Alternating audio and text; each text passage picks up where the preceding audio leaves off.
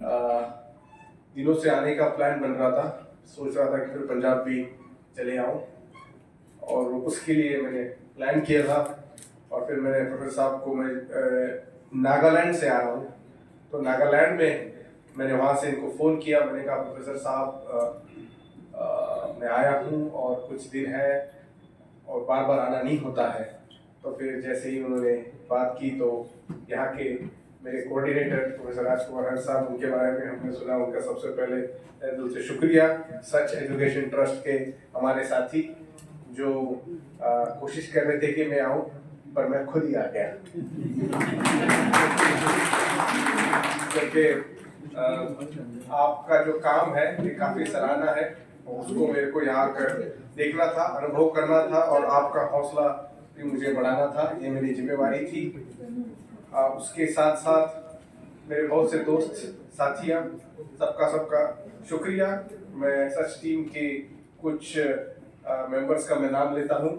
तो मेरी तरफ से शुक्रिया फिर एक बार अदा करता हूँ। Captain R.K. हीरा जी, डॉक्टर सुरेंद्र जी, SP doctor SP Singh ji, Ranjit साहब, भगवान दास सिद्धू जी, एडवोकेट सावरा जी, doctor Jagdish ji, professor GC Kaul, Sohan Lal ji, Madan बीरा जी, मेरे भाई सत्येंद्र मदारा, जिनको मैं काफ़ी दिनों से मिलने की कोशिश कर रहा था। तकरीबन 5-6 साल पहले जब उनको पता चला कि मैं कनाडा में आ रहा हूँ, तो वो काफ़ी दूर थे।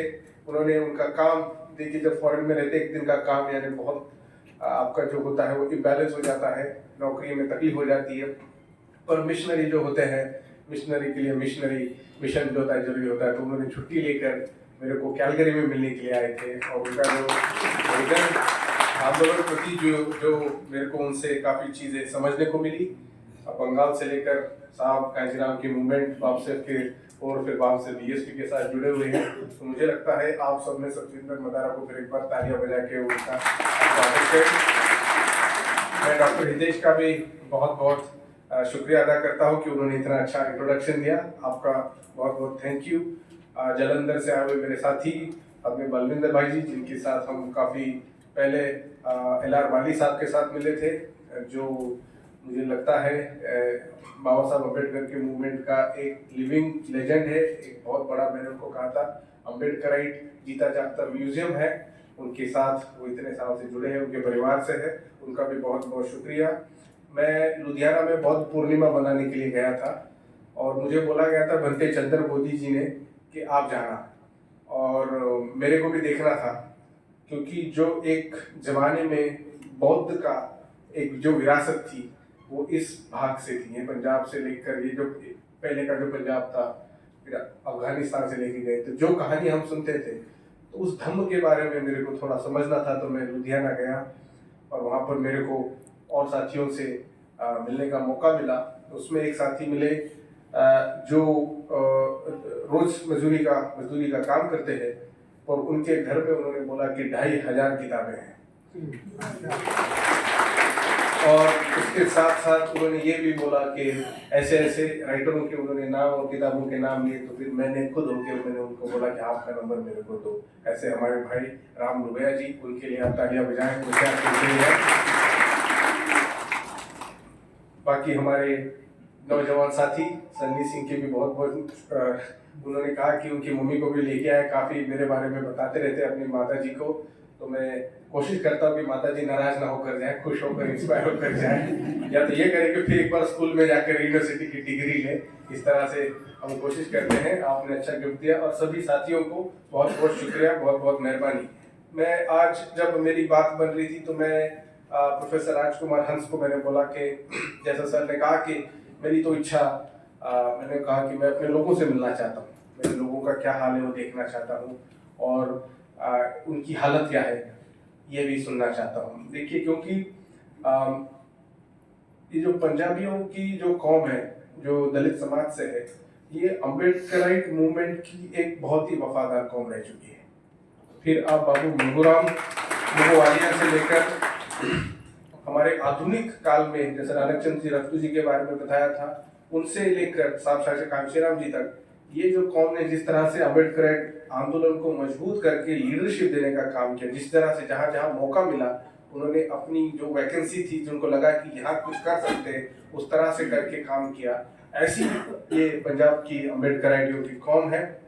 साथ में शंकरानंद शास्त्री भी है। तो ये बहुत बड़ा एक अरसा है। और मुझे अभी पता चला कि होशियारपुर जो मैं सुनता था यही होशियारपुर है जहाँ से ये बड़े बड़े महानुभव हो गए हैं। तो मुझे लगता है ये एक बहुत ही मेरे लिए जो व्यक्तिगत रूप में मेरा इसमें काफी आनंद है। और हमारे लोग जो है पंजाब के, मैं इनको देखकर भी थोड़ा सा चिंतित हूँ। और चिंतित इसके लिए हूँ ताकि मेरे जो बुजुर्ग हैं, क्योंकि हमारे समाज में जो जाति व्यवस्था की जो आग है, जो इंटीमेटली झेली है, जो आग को जिन्होंने निगल कर एक नई संतान जो पैदा करके समाज को या देश को या दुनिया को कुछ ना कुछ देने का जो मकाम किया, ऐसे लोगों को और फिर उनके होने वाली जो नस्लें हैं, उनकी संतानें हैं, उनके बारे में मैं लेकर थोड़ा सा चिंतित हूँ। और वो मेरे आंदोलन का एक बहुत बड़ा, मुझे लगता है अम्बेडकर आंदोलन का बहुत बड़ा एक मकाम है। और उसके करने के पहले कि हमारे समाज में, हमारे समाज के टैलेंट की अगर बात की जाए तो बस आप आपकी खुद की बायोग्राफी में देखो, आपके खुद के फैमिली बैकग्राउंड में देखो कि आपके पिताजी या माताजी क्या करते थे और आप क्या कर रहे हो। केवल ये जो काम है 40 साल, कुछ लोगों के इसमें तो 30 साल, 30 या 40 साल के अंदर हमारा जो ग्राफ है, जो लोअर था, आज हमारे घरों के ऊपर छतें हैं, छतें ऊपर 3-4 मंजिलों की घरें हैं, बहुत जगह बिजनेस है, बड़े बड़े गाड़ियां हैं, हम फॉरेन में जाने का देखते हैं, अच्छे अच्छे स्कूलों में पढ़ रहे हैं। ये सही टैलेंट है मेरे समाज का। ये टैलेंट आप लोगों का है, ये टैलेंट हम लोगों का है कि जब हमको मौका नहीं था तब हम बता नहीं पाते थे, और जब हमको मौका मिला तब हमने दिखा दिया कि हम किस फसल की मूली है जो जहां भी जाएगी। और हमारे लिए जो हमारी जो टैलेंट की बात रही, हमेशा से यहाँ की जो मनोवादी व्यवस्था है, जो जाति व्यवस्था है, जो एक धर्म में नहीं है, हर धर्मों में ये वायरस गंदगी फैल चुकी है।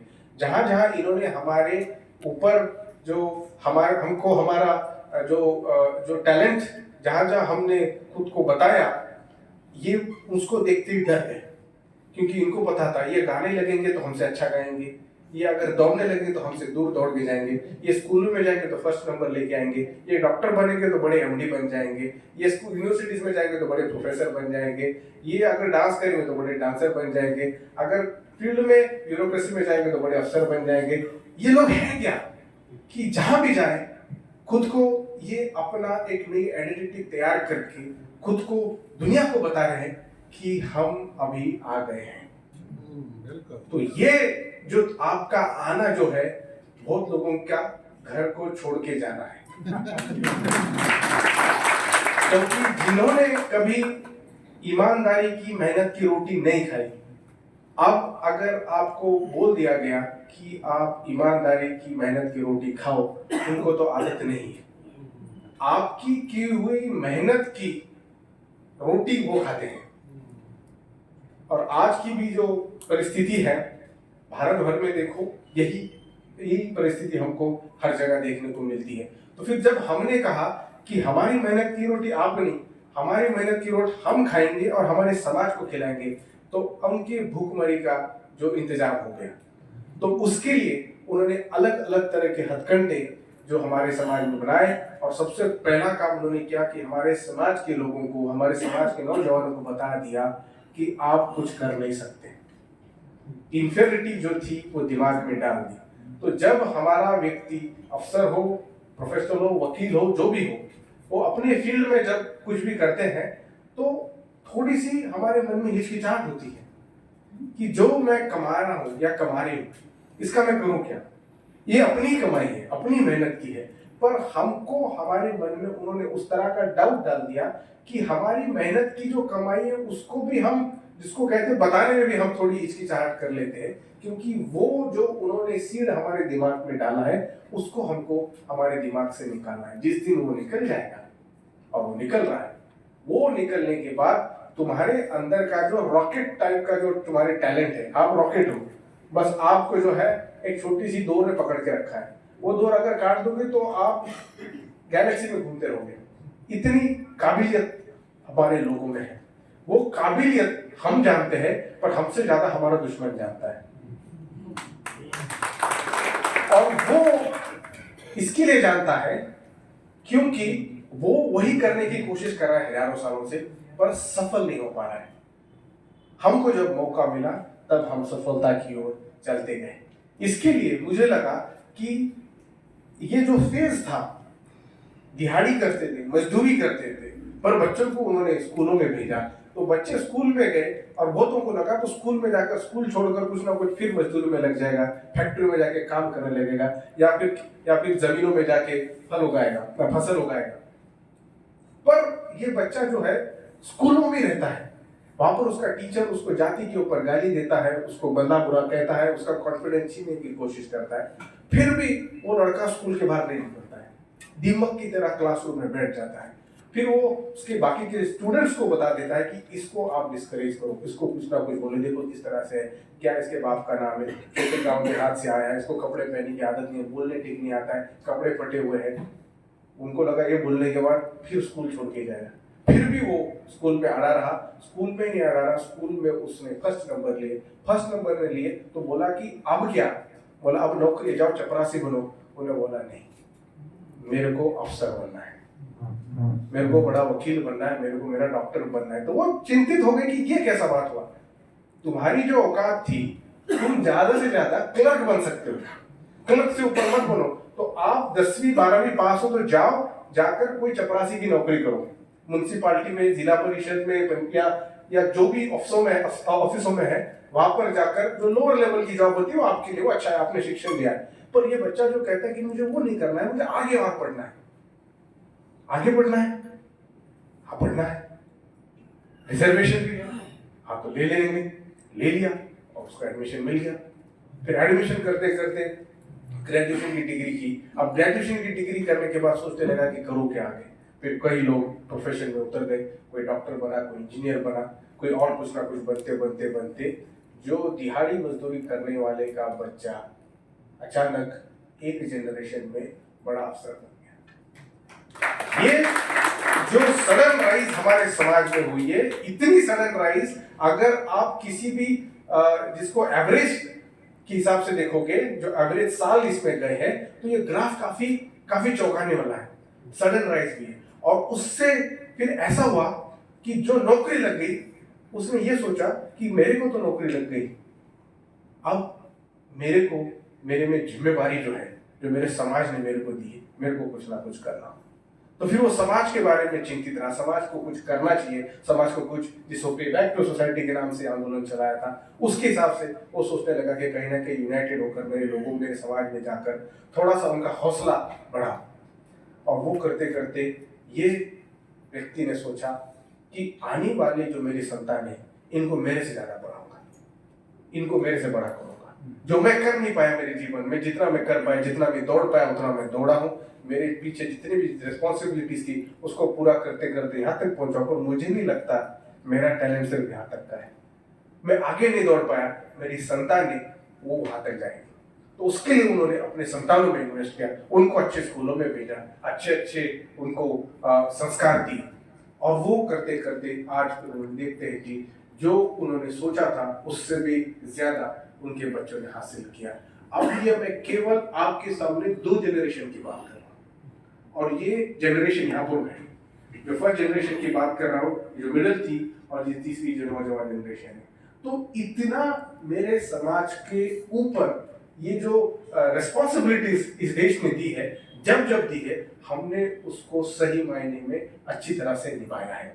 अब ये जो मिडिल क्लास मेरे समाज में तैयार हुआ, मिडिल क्लास क्या, ये पहले हम जान लेंगे। मिडिल क्लास मतलब जिसको नौकरी है, जिसकी सालाना, अब हर जगह उसका स्टैटिस्टिक्स बदलते रहता है, पर एवरेज जिसकी सालाना इनकम 6.5 लाख के ऊपर से 15 से 16 लाख के बीच में, अगर सालाना इनकम ही है तो आप एवरेज रूप में मिडिल क्लास हो। और मिडिल क्लास की जो बेसिक नेसेसिटी होती है, इसमें लोअर मिडिल क्लास भी है, मिडिल क्लास भी और हायर मिडिल क्लास भी है। तो मिडिल क्लास एक एवरेज में देखा जाए हमारे समाज में जो बना, उसके अंदर और कुछ करने की बहुत चाह है। मिडिल क्लास की एक खासियत यह है कि वो संतुष्ट नहीं है, वो चाह रहा है कि और बने, और वो जो जो जो जो मेंटल जो उसका जो जो मेकअप है उसी तरह से सोच रहा है कि आगे कुछ ना कुछ, या मेरा कुछ और हो, अच्छा हो, एक घर बना चलो दूसरा बन जाए, एक गाड़ी दूसरी आ जाए, या मेरे बच्चों को अच्छे स्कूलों में भेजा जाए, अच्छी यूनिवर्सिटीज में भेजा जाए, जितना जितना थोड़ा बहुत पैसा है चलो कुछ सोसाइटी की इनिशिएटिव जैसा सच नाम की जो ट्रस्ट चलाइए, ऐसे करके उसने सोचा कि एक नया आंदोलन इससे बनाया जाए। ये जो नया मिडिल क्लास था, इसको जिस तरह से एक आध सोनार देख के तराशता है कि हीरा क्या क्वालिटी का है, उसी तरह हमारे समाज का सोनार था साहब श्री कांचीराम। उन्होंने देखा हमारे समाज को कि ये नया हीरा हमारे समाज में बन रहे, और उन्होंने उनको जाग के संगठित किया।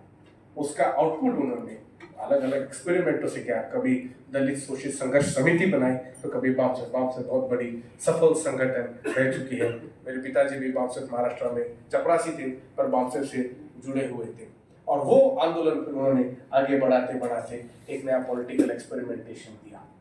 अब हमारे सामने ये बात आई है कि मिडिल क्लास बहुत मैच्योर हो चुका है, पर कभी कभी उनकी जो जिम्मेवारियां हैं, उनके अंदर की उनकी जो रिस्पॉन्सिबिलिटीज है, कभी कभी उनको समझ में नहीं आ रहा कि मैं क्या करूं। करने की बहुत चाह है। देखिए, हर एक व्यक्ति जिसके पास एक अपना एक इतिहास हो, एक हिस्ट्री हो, वो व्यक्ति के दिल में कहीं ना कहीं थोड़ी ना थोड़ी एक रेस्पॉन्सिबिलिटी की भावना होती है। शायद वो कभी उभर के दिखे या कभी वो बयान ना करता, पर उनमें होती है। बस उनको जो है मौका मिलते हैं वो अपनी तरफ से कर देते हैं। सारे संगठन में होता है कि 10 अगर मेंबर हो तो 4-5 बहुत एक्टिव होते, बाकी के लोग उतने एक्टिव नहीं होते। इसका मतलब ये नहीं कि वो कम डिवोटेड होते, बस वो मौका ढूंढ रहे होते। क्योंकि हर एक हमारे समाज की खासियत है, हमारा समाज बहुत ईमानदारी से ग्रैटिट्यूड रखता है। किसी ने अगर आपको 4 शब्द अच्छे कह दिए तो हम उसके खिलाफ काफी डिवोटेड हो जाते हैं, उसको काफी दिल से धन्यवाद देते हैं। अगर लाइफ में किसी ने मदद की या फिर स्टेट ने कुछ किया तो हम बड़े ग्रेटिट्यूड वाले लोग हैं, क्योंकि हमारे में उस तरह का एरोगेंस नहीं है। हम हमेशा से जहां जहां हमको जिसे जिसे मौका दिया, जिसने जिसने हमको संभाला, हम उनके बारे में बड़े बड़े गान गाते हैं, हम उनको संभल के रखते हैं। तो समाज के प्रति की जो ग्रेटिट्यूड है वो हमारे समाज में होता है, कम अधिक प्रमाण में तो होता है। तो अब ये जो ग्रेटिट्यूड की भावना से लोग अगर समाज में काम कर रहे हैं तो बहुत से समय उनको समझ में नहीं आ रहा है। और मैं अभी एक रिटायर्ड आईएएस अफसर से मिल के आया, और उनको भी कुछ करने की इच्छा है, पर उनको जो करने की इच्छा है वो उनके करने की इच्छा में मेरे को जो बड़ा प्रोजेक्ट था वो दिखाई नहीं दिया। उनको जो करने का है कि जिस तरह से इस पेड़ को अगर फल लगे हैं तो चलो जाके फल तोड़ के आते हैं, इतना काम करने का है। पर वो व्यक्ति नहीं देख रहा है कि बंजर जमीन किधर है, वहां जाकर मैंने काम करके पेड़ कैसे उगाए और आने वाले जो नस्लों को उस फलों का फायदा किस तरह से दिया जाए, उस तरह की सोच रखने वाले बहुत कम लोग हैं। इसीलिए मेरे को लगा कि हमको उस तरह से सोचना है। जो जो जो तैयार पेड़ पौधे हैं, जो तैयार फसल है, वो काम करने के लिए तो कोई भी वॉलेंटरी बेसिस से नौकरी लगा दो वो तोड़ के आ जाएगा। पर आंदोलन का काम जो होता है, जहां कुछ नहीं है वहां स्वर्ग बनाना होता है।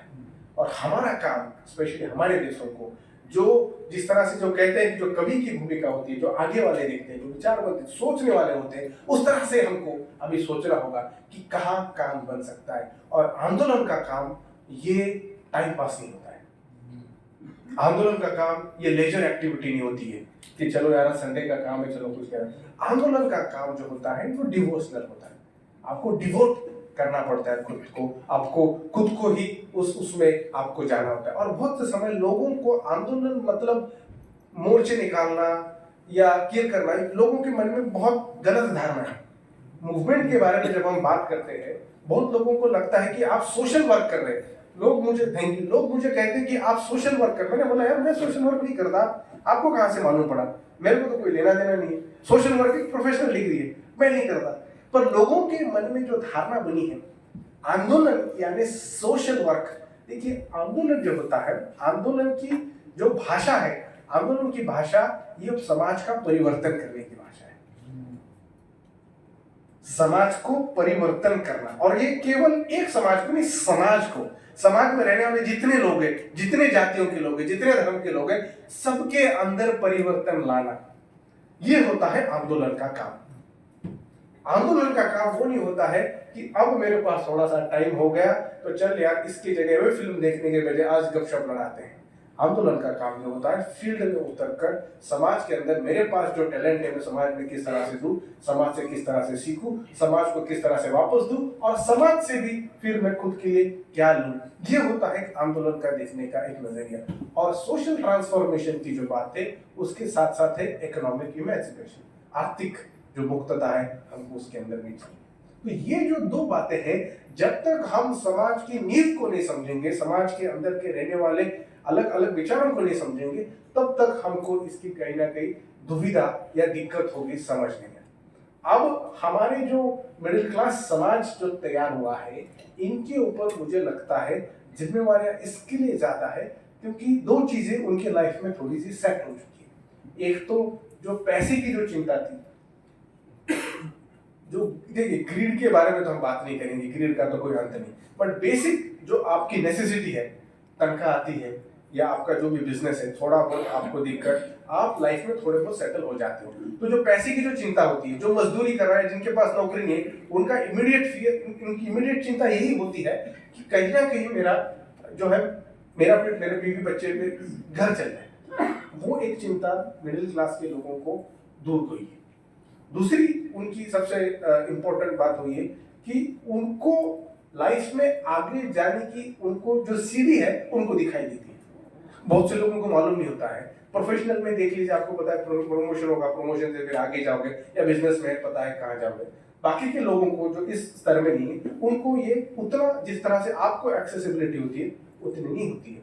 अब ये दो चीज फिक्स होने के कारण आपको पता है कि आपके पास एनर्जी कितनी है, कितनी आप नौकरी में इन्वेस्ट कर सकते हो, कितनी आप घर में लगा सकते हो, और कितनी आप आंदोलन में दे सकते हो। ये क्लैरिटी आपको आ जाती है क्योंकि आपको पता है इतने से घंटा इतना काम करना पड़ेगा, फिर इतने स्कूल, इतना बच्चों को ट्यूशन वगैरह करके फिर मेरा समय इतना बचता है। और आगे वाले गोल जो मैं सोच रहा हूँ उसमें अगर मेरे समाज का भी हित जुड़ा हो तो फिर उसके साथ साथ मैं समाज के को भी मेरे गोल के साथ मैं जोड़ सकता हूँ और आगे ले जा सकता हूँ। इसके लिए हमको अब समझना होगा कि 21वीं सदी का आंदोलन, अभी हम 2023 में, तो 21वीं सदी के 23 साल खत्म हो चुके हैं। आने वाले बाकी के जो 60-70 साल हैं उसका टेम्पलेट अभी हमको तैयार करना होगा। अगर वो ड्राफ्ट, वो मैनिफेस्टो अगर हम तैयार रखते हैं तो आने वाले जनरेशन को वो एक उसके ऊपर वो रिलाय कर सकते हैं। जैसा बाबा साहब ने 1919 से लेकर साउथ बोरो कमीशन से लेकर हमारे लिए 20वीं शताब्दी के जितने भी आंदोलन है उसका एक टेम्पलेट फॉर्मूला तैयार करके गया। आज भी हम उसके ऊपर निर्भर हैं। उसी तरह से अभी नए अम्बेडकराइट ने, नए विचार, नई सोच रखने वाले लोगों ने उस कारवां के अंदर अपनी क्या कंट्रीब्यूशन हो सकती है वो आपने ढूंढना है। उसको फिल करके 21वीं शताब्दी के लिए मेरी जिम्मेवारी क्या है वो समझकर आपको इस मकाम, इस डायरेक्शन से आपको चलना होगा। अब सबसे पहली बात मेरे को क्या लगती है, मिडिल क्लास में क्या करें, ये एटलीस्ट ये जो मैं आपको बता रहा हूँ ये मेरी भी खुद से ही अपेक्षा है क्योंकि मैं भी उसी क्लास का एक हिस्सा हूँ। मुझे सबसे पहले लगता है कि समाज के अंदर जो नेगेटिविटी फैली है उसको सबसे पहले हमको दूर करना होगा। कोई भी चीज हम कर रहे हैं तो हमारे मन में सबसे बड़े सवाल पहला ये हो जाता है कि ये सही है या गलत है। अच्छी बात है, पर बहुत से समय समाज के इनिशिएटिव जो भी होते हैं उसकी भलाई करने के बजाय उसकी ज्यादा बुराई करने वाले मिल जाते हैं। और वो इसके लिए होता है क्योंकि जो सोच है वो एक हारी हुई कौम की सोच होती है जो खुद को हारा हुआ समझते हैं। जीतने वाली कौम जो है उस विचारों को जीतने वाले दृष्टिकोण से देखती है। पर अगर कोई नया प्रोजेक्ट या कुछ नया चीजें चल रही है जो हो रही है, अगर आपके मन में ऑलरेडी उसकी नेगेटिव विचारधारा है, उसके बारे में अगर आपके अच्छे व्यूज नहीं है, तो आप चाहे वो व्यक्ति जितनी मेहनत से कुछ काम क्यों ना करता हो, आप उसको पॉजिटिवली देख ही नहीं सकते। वो चाहे आपको कितनी बार प्रूव कर ले, ये जो नेगेटिविटी जो हमारे समाज में आई है ये कहीं ना कहीं एक हारी हुई मानसिकता से आई है।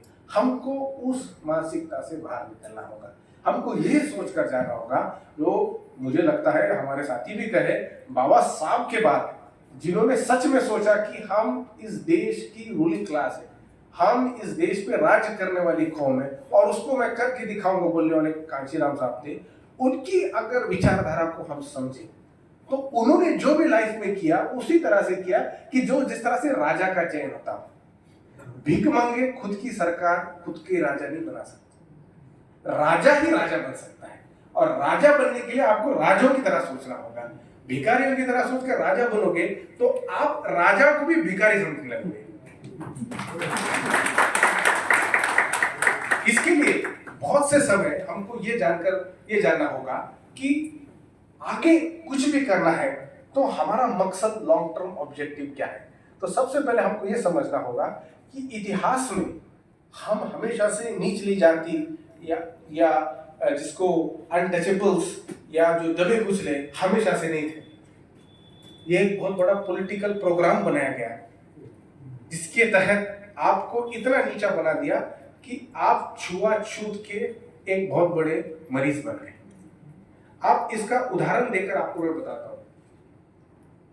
इतिहास में भी लिखा गया है, किताबों में लिखा गया है कि भारत के इतिहास में अगर आप झांक कर देखोगे, बहुत से बौद्ध के काल के बाद देखोगे, आधुनिक मॉडर्न एंशिएंट के हिसाब से, तो सम्राट अशोक का जो काल था, सम्राट तो अशोक भारत भर में उनका राज्य था। केरल के कुछ राजाओं ने विनती की कि आप हम तक मत आओ, बाकी उनका पूरा साउथ एशिया में जो भी राज था, जो ये आज जो पोंगे पंडित जो कहते हैं अखंड भारत, वो एक्चुअली अशोक भारत है। पर वो हमारे ही जो लेगेसी है उससे हमको नफरत करने लगाते हैं। तो जो अशोक का राज्य था, ये राज्य पूरे भारत भर का राज्य था और इनके जो भी राजाएं थे, लोकल जो भी राजाएं थे, वो तुम्हारे हमारे पूर्वज थे। अगर उनके नाम देखो और उनके अनेक जो जनपद थी, उनके अंदर अगर आप अपना इतिहास देखोगे तो आपके ही नाम के लोग उस इतिहास में दिखेंगे जो उस जमाने के राजा थे। कोई ना कोई छोटे छोटे जो उनके जो भी प्रोटेक्टरेट्स अंग्रेजी में कहते हैं, उसके वो राजा थे। अब इतिहास बताता है, बाबा साहब बताते हैं कि जब लड़ाइयां होती थी, पहले जो लड़ाइयां होती थी वो जमातियों में होती थी, कस्बों में लड़ाइयां होती थी, ट्राइब्स जिसको कहते हैं, उस तरह से लड़ाइयां होती थी। अब लड़ाइयां जो होती है, जो जीत जाता है वो अपना राज्य बनाता है और जो हार जाते हैं वो कहता है कि आप हमारे आकर इधर काम करो या तो फिर डेथ मरने को आप फेस हो जाओ। तो बहुत से समय मारा जाता था, पर अनेक समय मारा नहीं जाता था। उनको कुछ दिनों तक गुलाम बनाकर रखते थे और फिर उनको उनके अंदर काम करने के लिए, और वो फर्स्ट क्लास में सेकंड क्लास सिटीजन ही हुआ करते थे, क्योंकि वो एनिमी ट्राइब का है, क्योंकि दुश्मन कस्बों का है, इसके लिए वो उनसे दूर रहते थे। अब इस प्रोसेस में ऐसा हुआ कि अगर आप किसी को हरा दिए हो और उनको आपने आपका एक सेकेंडरी सिटीजन बनाया है तो वहां तक तो ठीक है, पर सेकेंडरी सिटीजन ने आपने उसको इतना निचला बना दिया या उसकी पहचान इतनी निचली बना दी कि ये जो व्यक्ति है ये समाज का अनटचेबल, इसको छू नहीं सकते आप, इतना गंदा व्यक्ति है। अब इतना बुरा श्राप किसको दिया जाएगा? जो कमजोर है उसको दिया जाएगा या जो सबसे मजबूत है उसको दिया जाएगा? कमजोर तो ऑलरेडी मरा पड़ा हुआ है, उसको और करने की क्या जरूरत है? और इनको पता है ये जो लोग हैं, ये जो पौधे हैं, ये इतने खतरनाक है, इनको कितना भी काटा जाए कहीं ना कहीं से उग जाएंगे। और वो ना हो इसके लिए इन्होंने ये इंश्योर कर दिया कि आने वाली इनकी जो नस्लें हैं, इनमें कोई भी मानव रूपी खुद का जो आइडेंटिटी है वो इनमें जिंदा ही ना रहे। तो इनको मारने की जरूरत नहीं पड़ेगी, सिर्फ इनको यह बताना पड़ेगा कि तुम इतने निचले जाति के हो, तुम्हें इतना गंदा तुम्हारे खून में दौड़ रहा है कि तुमको कार्मिक सिद्धांत की वजह से तुमने बहुत ही गंदा पाप किया है, तुम इसी जीवन में इसी तरह से जियोगे, इसी तरह से मरोगे। अब अगर जो व्यक्ति लड़ने लायक नहीं है उसको इतना बोलने की जरूरत नहीं है, उसको सिर्फ बोल दो कि तू बाहर जा, तुम हारे हुए, तुम बस इसमें रहो। पर हमारी जो कौम थी, ये कौम मार्शल है, लड़ाकू कौम है। और लड़ाकू लोग जो होते हैं वो सिर्फ इंतजार करते होते हैं कि जब मौका मिले और फिर बाद में उस पर हावी हो जाए। और इनको पता था कि इनको जब भी हमने नीचा रखा या इनको कब्जा करके रखा, ये फिर से उग कर आए और फिर यहाँ राजा बने। अब उनको डर था कि कहीं इन विचारों की, ये जो विचार करते थे हमारे जो पुरखे थे, जो विचार करते थे, करुणा की बात करते थे, कंपैशन की बात करते थे, करुणा के सिद्धांत को लेकर उन्होंने चला। कहीं भी वायलेंस, हिंसा की बात नहीं की। जितने भी शिलालेख अशोक के आपको मिलेंगे उसमें आपको यही दिखाई देगा। जानवरों तक के लिए उसके अंदर सुविधाएं रखी गई है। जानवर ही नहीं, हाईवे कैसे बनने चाहिए, हाईवे के आजू बाजू पेड़ पौधे रहने चाहिए, पानी की सुविधा कैसे रहनी चाहिए, पंछियों से लेकर जो तालाब में तैरने वाले या नदी में तैरने वाले जो भी मछलियां थी, उनके लिए भी कानून हमारे पुरखों ने बना के गए हैं। अगर जानवर को खाना है तो किस तरह से उसको मारा जाए, कौन सा जानवर को मारा जाए, कौन से जानवरों को जिसको हम कहते हैं प्रोटेक्ट किया जाए, उसके भी कानून हमारे पुरखों ने बना के गए। तो ये सहज, ये ऑब्वियस है कि इतना खूबसूरत भारत को उस जमाने में अगर ये विचार, ये कानून कायदे बनाते हुए होंगे 2000 साल पहले, तो इधर की भी सरकारों को कहीं ना कहीं लगा होगा कि उसी की संतान को हमने इस देश का संविधान बनाना चाहिए। इसके लिए उन्होंने शायद बाबा साहब को बोल लिया कि इसी तरह का। ये जो बात है ये हमारे डीएनए में, अगर हमारे खून में ईमानदारी ना होती, ग्रैटिट्यूड ना होता, अगर हमारे खून में जो है कुछ हासिल करने के लिए जो लगने वाली एनर्जी है उसको किस तरह से ईमानदारी से काम करना चाहिए, अगर ये नहीं होता, हमारी इसमें अगर करुणा, किसी के प्रति प्यार, द्वेष ना होता, तो हमने हर युग में इस भारतवर्ष में सिविल वॉर किया होता। आपको कहीं भी जिनको अछूत बोलने वाली जातियां हैं, उन्होंने देश के खिलाफ या समाज के खिलाफ बेवजह कहीं भी हिंसा की हो या कहीं भी बड़ा बड़ा युद्ध किया हो, इसके आपको कहीं भी एविडेंस मिलेंगे नहीं। ये सबसे बड़ा पुरावा है, एविडेंस है कि आपके पुरखों की दी हुई जो भी आपको नैतिक कमाई है, मॉरल जो आपकी इनकम है, वो आपको उन्होंने संस्कार के रूप में दी। और आज उसी जिम्मेदारी को आप इतने बड़े ट्रेजेडीज के बाद भी आप उसको इतनी अच्छी तरह से उसका चयन कर रहे हैं। ये बहुत बड़ा सबूत है आपके और आपके पुरखों के होने वाले जो भी संचार समाज में है उसका। इसके लिए ये समाज को जो ये इतनी मानवता की बात कर रहा है, जो इक्वलिटी की बात कर रहा है, जिसको इक्वलिटी कभी, समानता कभी मिली नहीं, और ये सोच रहा है, ये बोल रहा है कि इक्वलिटी हम सारे समाज में दे देंगे, ये क्या बात होगी? समानता दोगे तो जो फुकट का खाने वाले लोग हैं उनका क्या होगा, जो हराम का खाने वाले लोग हैं उनका क्या होगा? तो जो लोग डिवीजन, जो लोग भेदभाव में भरोसा रखते थे, जो लोग फुकट का खाने में भरोसा रखते थे, जो लोग मेहनत कश की कमाई न करने वाले लोग थे, उनके एवरीडे बिजनेस का बहुत बड़ा प्रॉब्लम आपने खड़ा किया। तब उन्होंने सोचा अगर इनको मारना ही है, पर इनका लेबर भी हमको जरूरी है। मार तो नहीं सकते, अगर मार दोगे तो खेतों में काम कौन करेगा, फसल कौन उगाएगा, रास्ते साफ कौन करेगा, मिस्त्रियों का काम कौन करेगा, ड्राइवर गाड़ियां कौन चलाएगा? अरे ये लोग तो चाहिए, पर हम इनको ऐसे ही देखना चाहते सदियों तक।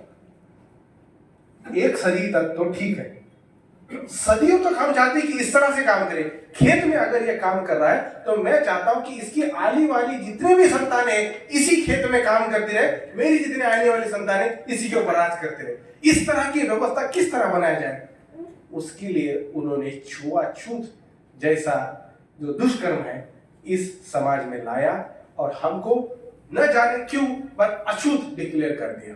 अब अछूत की बात ये होती है कि अगर मेरे को कुछ करना है तो मैं आगे वाले व्यक्ति को जाके बात तो कर सकूंगा, और जब बात होगी तो हम बोलेंगे क्या हाल है यार, तेरा क्या हाल है, मेरा भी ऐसी हाल है, चल कुछ करते हैं।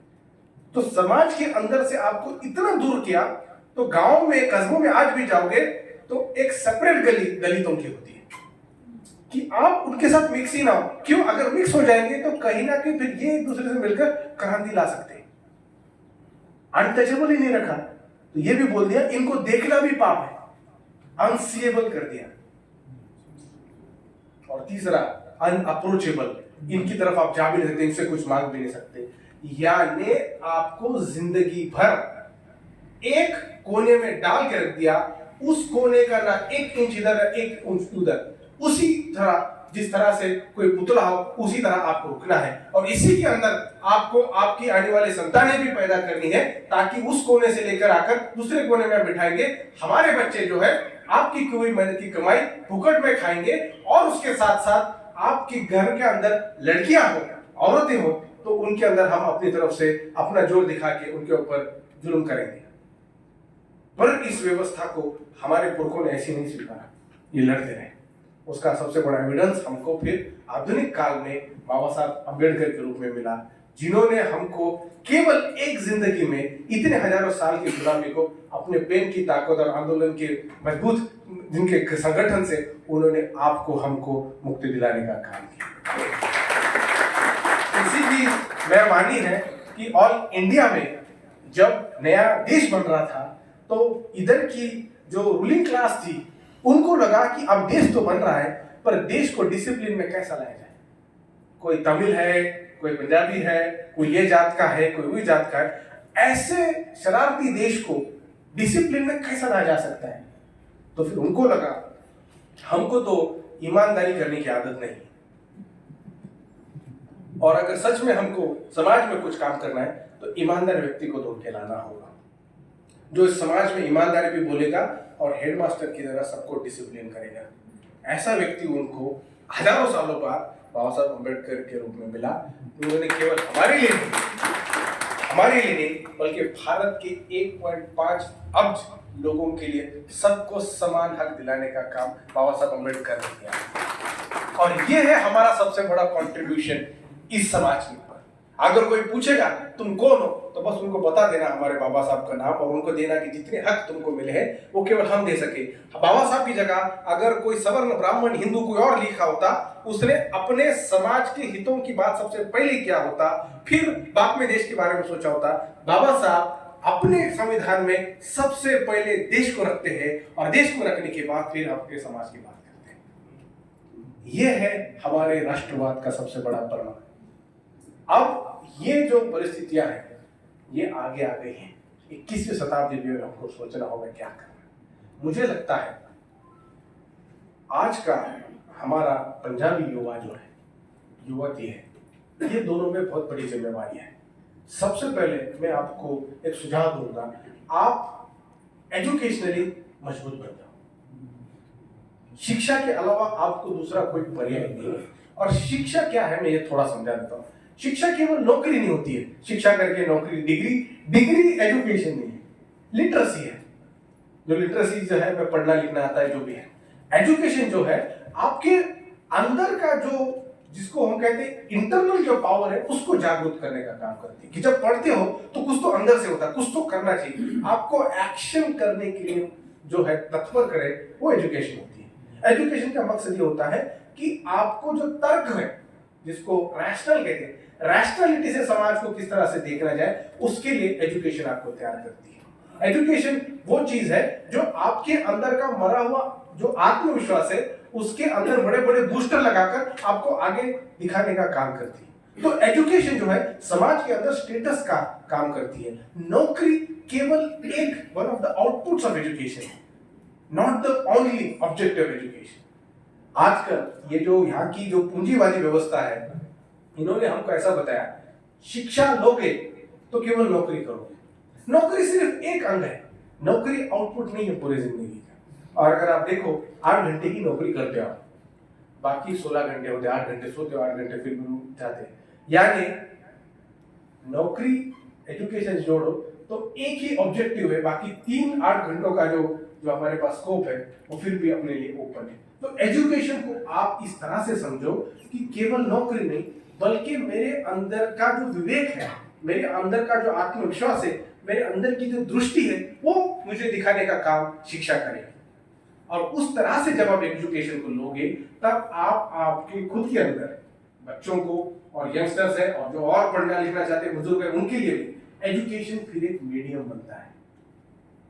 मीडियम किसका? मीडियम कुछ चीज हासिल करने का, पर एक मीडियम ऐसा बनता है कि कुछ नया करके दिखाने का। नया क्या करना है?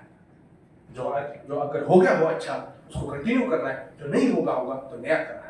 ये नया क्या चीज है? ये नई ये चीज है, इसके पहले समाज में मेरे फैमिली में किसी ने कुछ नहीं किया हुआ, उस तरह का मैं अच्छा करूंगा। अच्छा बुरा नहीं, किसी ने क्रिमिनल नहीं किया तो मैं ऐसा नहीं। अच्छा करना है, कुछ नया करना है, कुछ पॉजिटिव समाज में हमको देना है।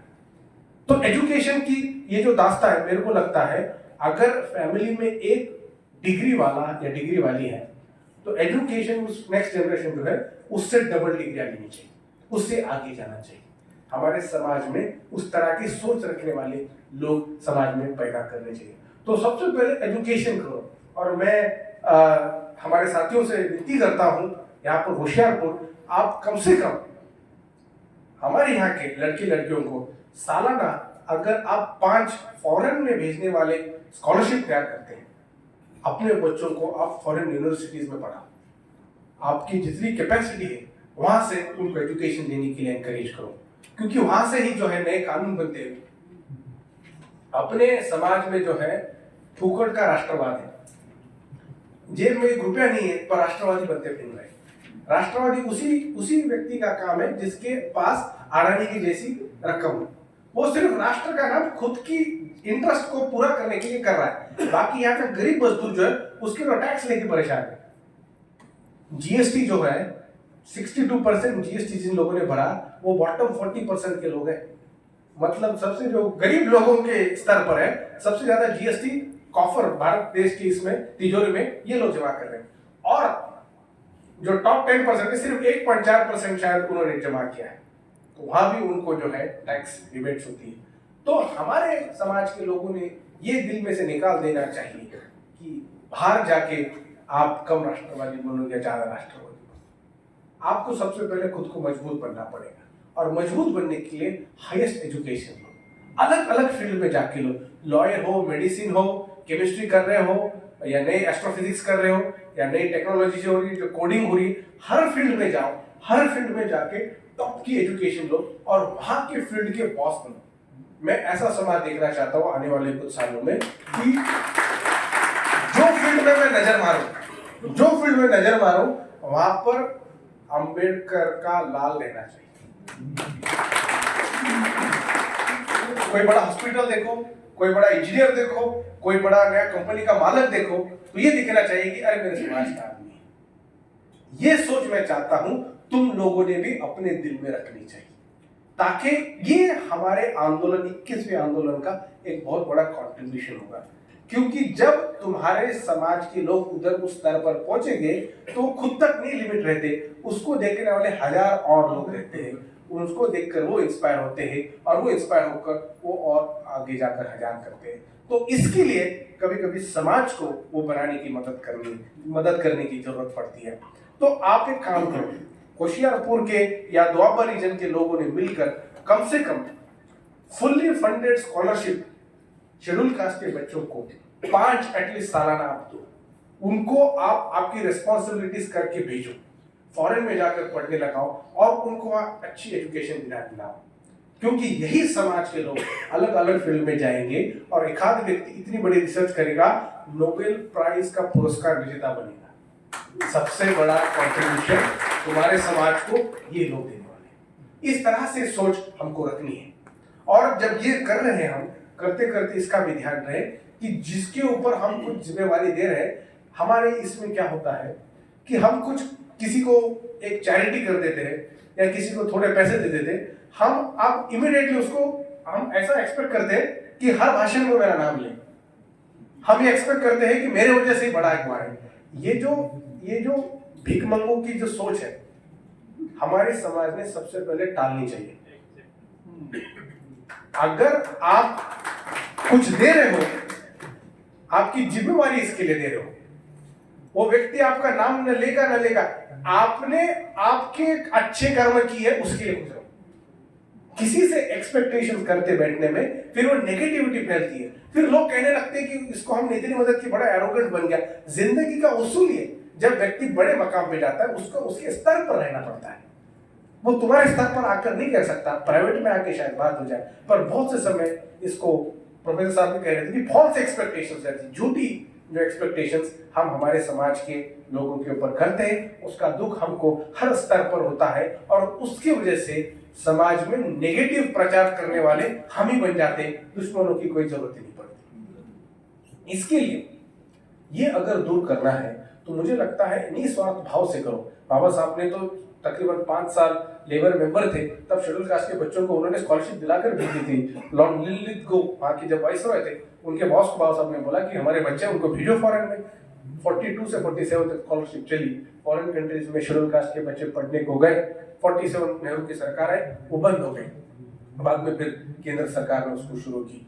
आपने ये जो आपकी लॉबी है, आपने यह भी बताना चाहिए यहाँ की सरकार को कि हमारे तकरीबन एटलीस्ट तुम्हारी जितनी जनसंख्या है उसके हिसाब से देखा जाए, कम से कम 500 फुल्ली फंडेड फॉरेन एजुकेशन की स्कॉलरशिप पंजाब सरकार ने आपको देनी चाहिए। इसका रैशनल मैं बताता हूं। बहुत से समय हमको क्या लगता है कि क्यों मांगे, क्या मांगे, और मांगने भी जाए तो छोटा छोटा मांगते हैं। मांगना है तो बड़ा मांगना चाहिए, बड़ा सपना देखना चाहिए। देखिए, जितना बजट निकलता है एनुअली, जितना भी बजट निकलता है, हर राज्यों का एक बजट होता है, केंद्र सरकारों का बजट होता है। जितनी आपकी संख्या है, जनसंख्या है, उसका प्रतिशत उस बजट का, फर्ज करो कि बजट निकला है 1 लाख करोड़ का। अगर 1 लाख करोड़ का बजट निकला है तो आपकी पंजाब की पॉपुलेशन कितनी है? तो 1 लाख करोड़ यानी शेड्यूल कास्ट के लोगों को कितना बजट आना चाहिए? 40 लाख करोड़। वो देते कितना है? 400 करोड़। और उसी के 400 करोड़ के अंदर आपको लड़ने लगाते हैं छोटे छोटे प्रोजेक्ट। फिर कोई बिल्डिंग बना, कोई रास्ता बना, या कोई प्रोग्राम में आए, या कोई गुरु रविदास की जयंती हो, बाबा साहब की जयंती हो, बुद्ध की जयंती हो, उसमें थोड़ा बहुत पैसा दिया, उसी के अंदर 400 करोड़ में आपको परेशान रखते हैं। 400 करोड़ में आपको एक सजेस्टिव फिगर बता रहा हूं, मुझे पता नहीं पंजाब का कितना बजट है, एक अप्रोक्सीमेट बता रहा हूं, पर उससे जो 10 गुना ज्यादा बजट है वो तो कहीं और ले गए। इसके लिए हमको जो है, जब मांगने हैं, हम हमारे हक मांग रहे हैं, किसी की दी हुई जो किसी का दिया हुआ उपकार नहीं मांग रहे। इतने सालों से तुम्हारे पुरखों ने इस जमीन को ढोया है, वहां से इतनी फसल पैदा की है, बड़े बड़े घर, बड़े बड़े संस्थान बनाए हैं, पर उसका उनको मुंह बदला कभी नहीं मिला। जब नौकरी किया, जब काम किया, जब फसल किया, तो जवाब में उनको केवल धान देते थे, पैसा रखने का हक नहीं था। अगर कोई पैसा रखा तो देख रहा था दूर से, इसके पास पैसा है क्या, पैसा छीन के ले लेता। तो आपने जितने साल 109 पीढ़ियां इसके अंदर जिसने घपाई है, उसको कभी भी, उनका इंग्लिश में कहते हैं फेयर कॉम्पिटिशन नहीं मिला। जितनी मेहनत की उसका कभी उनको मुंह बदला नहीं मिला। उसकी वजह से देश का आपके ऊपर बहुत बड़ा उपकार है, और देश आपको ये जो बजट रिक्वायरमेंट्स है उसको आपको बहुत ही नम्रता से, विनम्रता से कह रहा है कि धन्यवाद, ये मेरी तरफ से हो। पर तो आपको जब मांगना है तो आप हक की तरफ से जब मांगोगे तो ये जो 500 है, 5000 स्कॉलरशिप देने में भी सरकार को हिचकिचाहट नहीं होगी, क्योंकि आपको आने वाला जो आवंटन, जो बजट है, आपके पॉपुलेशन के हिसाब से नहीं मिलता है। इसके लिए बड़े बड़े प्रोजेक्ट बनाओ। पंजाब सरकार को आपकी ट्रस्ट और अनेक ट्रस्ट ने लॉबी करके हमारे समाज से कम 500 बच्चे, जितने भी मैं फॉरेन में मिलता हूं, 39 कंट्रीज में गया हूं, जहां पर भी मेरे लोग जो पंजाब के मिले हैं, वो सब मेजॉरिटी लेबर का काम कर रहे हैं। वो आंदोलन जो बाबू मगुरा मुगु वाले से चला, जो आज तक चला, उस आंदोलन की वो असफलता है कि अगर हमारे लोग कैलिफोर्निया के जैसे शहर में आकर, वापस आकर यहां पर नया कुछ काम कर सकते, तो उनकी संतानें आज वहां जाकर लेबर का काम कर रही है। हमको वो पिक्चर बदलना है। मैंने आज तक हमारे समाज का फॉरेन कंट्री में अच्छी इंग्लिश बोलने वाला स्कॉलर अभी तक नहीं मिला। 12 साल हो गए। प्रोफेसर राजकुमार हंस वहां रिसर्च कर चुके हैं, कनाडा में रिसर्च कर चुके हैं। हमारे लोगों ने वहां गुरु रविदास मंदिर बनाए, वहां उन्होंने अच्छे अच्छे विहार बनाए, पर हमारे यहाँ के समाज के लोगों में वहां जाकर मेरे को हार्वर्ड यूनिवर्सिटी का मेरे को डॉक्टर बनना है, मेरे को कोलंबिया यूनिवर्सिटी का वकील बनना है, ये यूनिवर्सिटी में जाके मेरे को बड़ी डिग्री लेनी है, ये सपना मेरे समाज के बच्चों में अभी तक क्यों नहीं आया? इसके लिए मेरे को आप में आना जरूरी था। आपके आंदोलन की चाबी हायर एजुकेशन से है, और इतना हायर एजुकेशन लो कि वो आपके लिए खड़े हो जाए, आपको विनती करने की जरूरत नहीं पड़े। आज इंडिया में अक्सर जहां पर भी मेजोरिटी जगह जाता हूं, उनको पता है कि ये जो आ रहा है ये केवल सूरज एजेंडे नहीं आ रहा है, इसके साथ हार्वर्ड यूनिवर्सिटी भी आ रही है, इसके साथ ऑक्सफोर्ड यूनिवर्सिटी भी आ रही है, और दरवाजे फट से खुल जाते हैं। मैं तो वो दरवाजे खोलता ही नहीं, समय नहीं है। उस तरह का अगर हमको मकाम हासिल करना है तो मैं विनती करता हूं हमारे लोगों को, और तुम पे जिम्मेदारी छोड़ के जाता हूं कि तुम्हारे समाज में ऐसे लड़के लड़कियां बनाओ जो हाईएस्ट एजुकेशन ले और उधर के जाके वहां के बादशाह बने, ताकि फिर जब हम उनको देखेंगे तो हमको कहीं ना कहीं फक्र होगा कि मेरे समाज के लोग हैं। और वो जब आंदोलन की भूमि से जाएंगे उनमें जिम्मेवारी आएगी। नहीं तो ऐसे तो बहुत गए हैं, ऐसे तो बहुत गए, जाति को लेकर डरते हैं, बताते नहीं है, मैं जाति का नहीं कहते हैं, बहुत जगह हमारे उदाहरण है, पर वो एक्सेप्शन है, उसकी हमें जरूरत नहीं, वो भी आ जाएंगे, हमारे भाई लोग हैं यहाँ पर, उनको थोड़ा ग्लैमर दिखेंगे तो आ जाएंगे। पर मेरा जो मकसद है कि मेरे समाज में ये लोग क्यों नहीं तैयार हो गए, इसके लिए मैं नौजवानों को बताना चाहता हूँ कि आपके पास जो आपकी कंफर्ट मिली है, आपके जो माँ बाप ने दी है, बस आप ये समझ के चलो कि बहुत टेम्पररी है, बहुत टेम्पररी, वो खत्म होने वाली है। पेंशन भी है, वो लाइफ की लिमिटेड होती है। अगर आपको कुछ आगे करना है तो आपको जो है इंफीरियर लोगों की मिमिक्री करना बंद करना होगा। आपका जो इंस्पिरेशन है, अगर आपको किसी की नकल करनी है तो ऐसे व्यक्ति की करो जो दुनिया में हाहाकार मचा रहा है अच्छी तरह से, जो दुनिया में नाम कमा रहा है। आज तुम्हारे पास टेक्नोलॉजी है, आज तुम्हारे पास अनेक तरह के उपकरण है, उसका यूज करके ये सोचो कि अगला आने वाला बेस्ट एग्रीकल्चर साइंटिस्ट एक्सपायर्ड होगा, मेरा ये काम होगा। उस तरह से सोचना शुरू करो। अगर आप केवल आपके अंदर की मनीषा को एक लेवल तक लिमिट करके रख देते हो तो वो कहीं ना कहीं आपके अंदर भी फ्रस्ट्रेशन की बीजें आप डालते रहोगे। एक स्तर पर जाकर आप इतने फ्रस्ट्रेट हो जाओगे, आप आपके अंदर की खामियां छुपाने के लिए समाज को गालियां देते फिरोगे। और वो बहुत समय हमको दिखता है, बहुत समय लोग समाज को नाम देते हैं, नाम समाज को गाली देते हैं, उसके अंदर की कोई फ्रस्ट्रेशन है, वो कर नहीं पाते। उनमें टैलेंट था, अच्छे कवि थे, अच्छे लेखक थे, अच्छे साइंटिस्ट थे, उनको उस समय मौका नहीं मिला, और उसके लिए मौका नहीं मिला, वो कर नहीं पाए, और उनको हमेशा लगा कि मैं भी ये बन सकता था। वो बनने के लिए आपको बहुत सी चीजें का सामना करना पड़ेगा। सबसे पहला ये है कि आपको जिंदगी में कुछ भी करना है तो जिम्मेदारियों की जो हैसियत है आपका, उसको साथी बनाओ। Responsibility should be your friend, not your burden, not your enemy. ये जिम्मेदारियां कहां से आएगी? ये जिम्मेदारियां उसी लोगों के, उसी समाज से आएगी जिस समाज में आप पल रहे हो, पढ़ रहे हो। दूसरा, हमारे समाज में शिक्षा को लेकर आगे बढ़ते बढ़ते ये भी देखना होगा कि हम संगठन जो बना रहे हैं, संगठन बनाने का जो आउटपुट है वो अगर हम एक बड़ा आउटपुट रखते हैं, छोटा आउटपुट तो हो जाता है, एक दूसरे की मदद करना, छोटे छोटे सोसाइटीज बनाना, बाकी चीजों के लिए करना, पर ऑब्जेक्टिव अगर लॉन्ग टर्म हो, बहुत बड़ा हो, इतना बड़ा ऑब्जेक्टिव रहना चाहिए कि उस छतरी के नीचे जाने न जाने लोग सब आ जाने चाहिए। और इसके लिए हमारे जो संगठन बने, हर फील्ड में हमारा संगठन आज कहीं ना कहीं है, तो हमारा संवाद जो है उस फील्ड से होना चाहिए। डॉक्टरों के एसोसिएशन है, फर्ज करो वकीलों की है, बहुत से फील्ड ऐसे होते हैं जिसमें लोग खुलेआम नहीं सकते, जैसे ब्यूरोक्रेसी है। हमने हमारा संपर्क जारी रखना चाहिए, और जब जरूरत पड़े एक दूसरे की मदद हम ऑटोमेटिकली करते हैं। अब देखो, जहाँ एट्रॉसिटीज होती है, जहाँ कुछ कानून नियम बनाने की बात होती है, तो हमारे लोग इंटरनली जिस तरह से लॉबी करके काम करा के लेते, ये लॉबी बहुत ही सराहनीय है। पर बहुत समय हम डर के काम करते हैं, न जाने किस चीज का डर होता है। संविधान ने अगर आपको हक दिया है तो उस हक का अगर हम ईमानदारी से पालन करें तो हमको आगे डरने की जरूरत नहीं पड़ती। हमारे समाज में जो हमारे बुजुर्ग जो रिटायर हो चुके हैं उनकी बेचारों की पेंशन आती रहती है, और बहुत से समय ऐसा होता है, मैंने देखा है और मैं कदर करता हूँ रिटायर्ड लोगों की, पर बहुत से समय वो इतना समय बता देते कि मैंने समाज के लिए इतना किया, और वो पूरा समय खुद के बारे में बोलने में लगा देते हैं। रिटायरमेंट का जो समय है इतना कीमती समय होता है, समाज को दिशा देने का काम करो।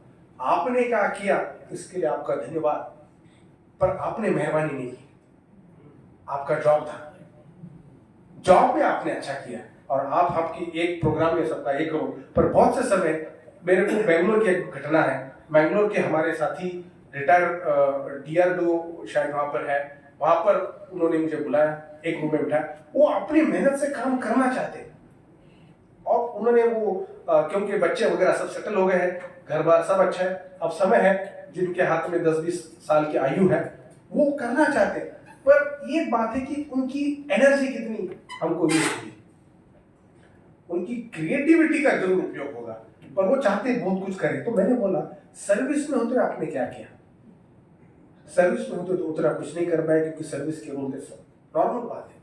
तो अगर जो सर्विस में है अगर आप कुछ नहीं कर सकते तो आपके इर्द गिर्द जो आपके संगठन है उनको आप मदद करो, यानी आपका भी काम बन जाएगा और आप जो करना चाहते हैं सर्विस में रहकर वो भी काम आप कर सकोगे।